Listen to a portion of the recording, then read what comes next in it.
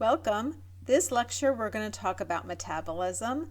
We've talked about metabolism quite a bit already, but this lecture will get into the nitty-gritty of what metabolism is, how we measure metabolism, and what factors affect metabolism.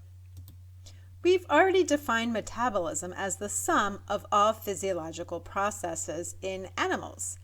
Metabolic rate is the rate at which an animal is going to break the bonds in food to make several different things. We've talked about breaking bonds, and that releases energy. That's called catabolism. And when you have that energy that you've released from breaking those bonds, you can make heat, which we've talked about already. You can fuel an anabolism of new molecules. You can provide energy for cellular processes in the form of ATP, and you can create mechanical energy also in the form of ATP. Animals ingest carbohydrates, proteins, and lipids in different amounts for the body to break down through cellular respiration. Remember that the process of cellular respiration is going to produce carbon dioxide, water, a little bit of waste, some heat, and mechanical energy. This process can also help make new intra and extracellular molecules. Altogether, these processes make up metabolism. Endothermy is going to require the catabolism of food to heat the animal, thus having a higher metabolic rate than ectothermy. But remember, this does not assume that ectotherms do not have a metabolism. They still produce heat, remember the B that we talked about, and they require energy for cellular processes and locomotion. So even though endotherms have a higher metabolism, ectotherms still have metabolic needs. And remember, we're talking about animals in all sorts of environments. So one point to consider with metabolic rate is the amount of energy that the animals are removing from the ecosystem. When you eat from the ecosystem, you are taking nutrients, you're taking cellular bonds out of that ecosystem. Some of that energy will be replaced by the animal in the form of waste, but more energy will be removed than will be replaced, obviously, because some of that energy is going to be used for heat, for anabolic processes, for mechanical movement, and cellular molecules and things like that. So when ecologists are studying environments, they also need to take into this account this physiological fact that an animal's metabolic rate is going to affect that environment. And this will affect the health of that environment if that environment can support the energetic demands of all the different species that live there naturally. Metabolic rate can be discussed in a few different terms. Basal metabolic rate is considered the homeotherm's lowest metabolic rate. Occasionally, standard metabolic rate is used synonymously with basal metabolic rate, but this is mostly used for poikilotherms. And this will also be used for ectotherms because their metabolic rate will vary with environmental conditions. Both basal and standard metabolic rate assume the animal has certain conditions. These assumptions are that an animal is at rest but not sleeping. They are postprandial and post-absorptive, so they're not eating and they have digested their last meal. That the animal is an adult and not growing, and that they are in their thermoneutral zone. Occasionally, not all these conditions will be feasible in all animals in all conditions. Therefore, you can use the term routine metabolic rate, and this is pretty common for fish.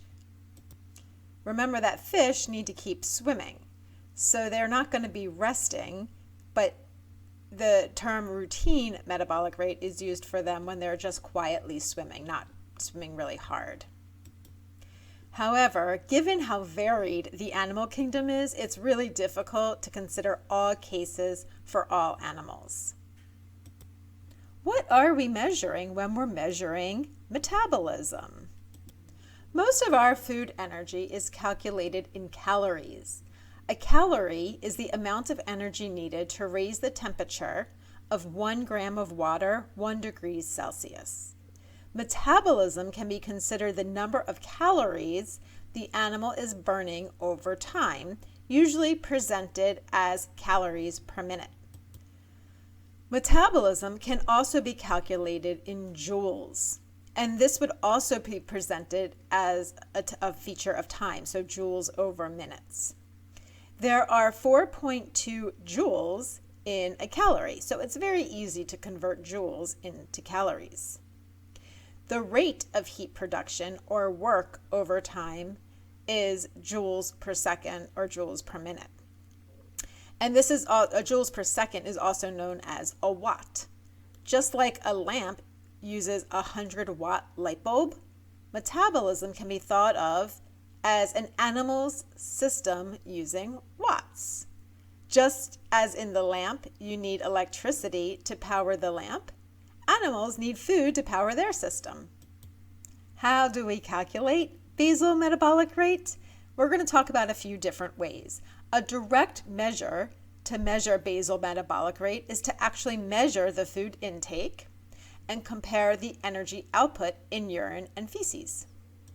This is an overly simplistic way to measure metabolism, and an instrument called a bomb calorimetry is used for this process.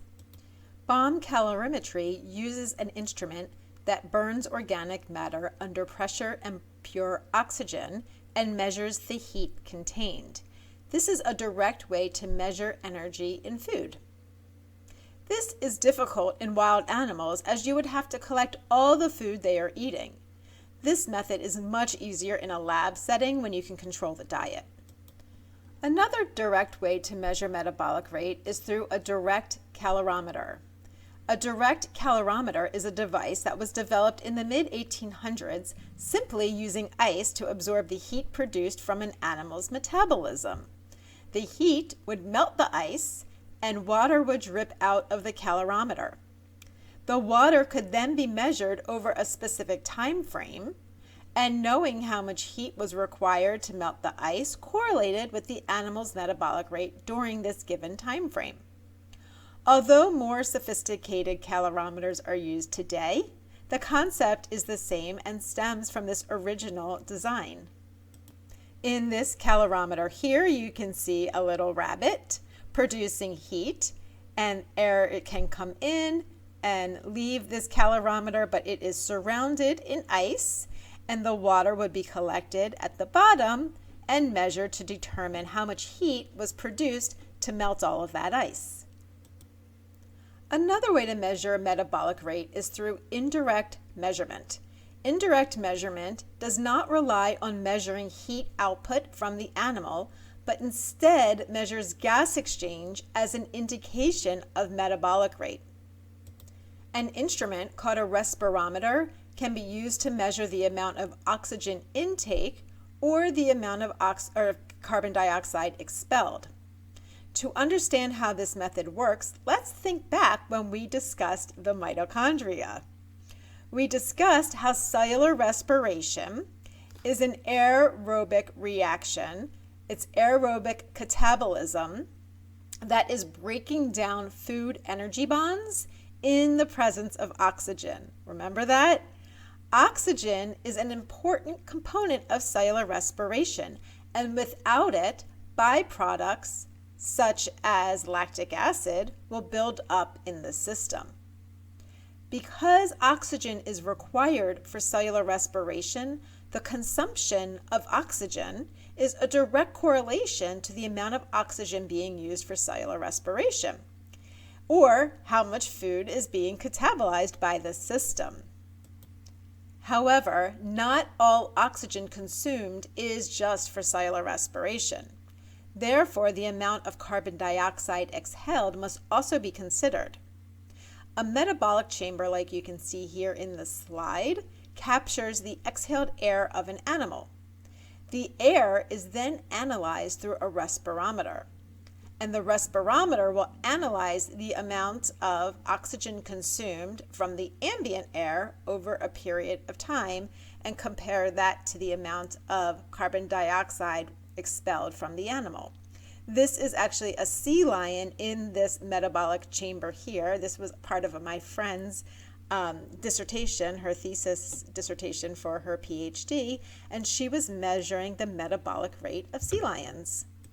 Let's again remember what we're measuring here. We're measuring metabolic rate, which is the rate at which an animal converts food energy to heat and mechanical energy through aerobic catabolism. If you're able to calculate how much oxygen was consumed and how much carbon dioxide was produced by an animal, you can calculate metabolic rate. But first, you need to know what type of food, either carbohydrates, lipids, or proteins, the animal was metabolizing. To determine what is being metabolized, you can measure the amount of carbon dioxide produced and divide that amount by the oxygen consumed. This ratio will provide you with the respiratory quotient. If the respiratory quotient, or the RQ, is close to 1, then you know based on established studies that the animal is mainly metabolizing carbohydrates. If the RQ is close to 7, again based on studies, then you know that the animal is metabolizing mostly lipids. Proteins have an RQ of about 0.83, but in general, animals metabolize carbohydrates and lipids while sparing proteins to be used for other physiological functions. You can also see how those RQs, those respiratory quotients, are converted into joules. So once you have how much oxygen was consumed, and you know the type of food that was catabolized, you can calculate metabolic rate based on knowing that carbohydrates produce 21.1 joules per minute, or joules per milliliter of oxygen. Lipids produce 19.8 joules per milliliter of oxygen. And proteins are going to produce about 18.7 joules per milliliter of oxygen. So let's go through a little example here. If an animal produced 10 milliliters of carbon dioxide and they consumed 10 milliliters of oxygen, you would have a respiratory quotient of 1, meaning that the animal had catabolized carbohydrates. You could calculate their metabolism based on consuming 10 milliliters of oxygen, and they would have a respiratory quotient in joules of 21.1 joules per milliliter of oxygen. Therefore, they have consumed 211 joules per minute. If you wanted to calculate that in calories, you would just multiply 4.2, and you would get 886.2 calories per minute. This is how you can indirectly measure the metabolic rate. There are other ways too. Let's do another example though. If an animal produced 8 milliliters of carbon dioxide and they consumed 10 milliliters of carbon dioxide, they would have a respiratory quotient of 0.8, meaning that the animal catabolized proteins. This would be pretty accurate for a sea lion in a metabolic chamber, because sea lions are pretty much eating fish, which is proteins and fats. Back to our example. So if we calculated that they're eating proteins, they have an RQ of 0.83, and we have 10 milliliters of oxygen consumed, and we know that they have used 18.7 joules per milliliter of oxygen, which would calculate to 187 joules per minute. And then again, if we wanted to calculate that in calories, we can convert this with the conversion factor of 4.2 joules per calorie, and we would end up with 785.4 calories per minute. Heart rate can also be correlated to metabolic rate. As your heart rate increases, respiration increases, and metabolic rate will increase. However, you can only use this correlation if you have already validated the basal metabolic rate for any given animal. In the field, as a researcher, you need to calculate field metabolic rate. This is when the animal is being active, doing their normal daily activities in their normal habitat, in their normal thermoneutral zone.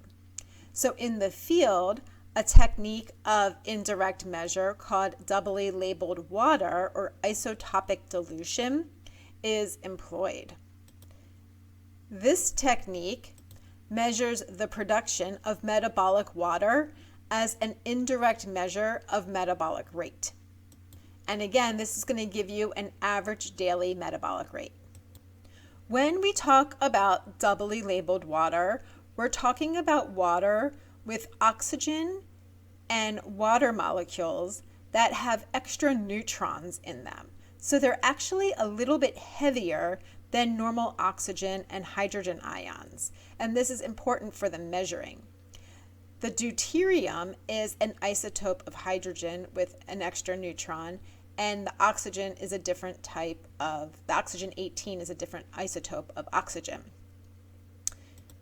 So in this doubly labeled water, you're replacing the hydrogens and the oxygens with these different isotopes. During metabolism, oxygen can be lost in two different ways.